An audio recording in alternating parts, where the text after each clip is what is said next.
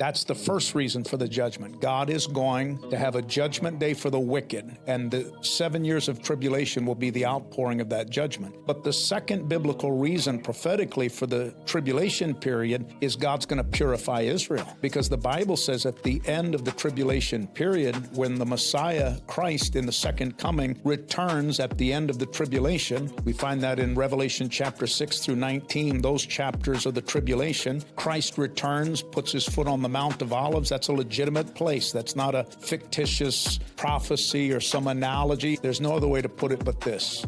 The Jews are going to recognize he is the promised Messiah. And sadly, through the tribulation, much of the world's population is going to be wiped off the face of the earth through a series of judgments, more than half the earth, including a lot of Jewish people. They're not going to be exempt from that.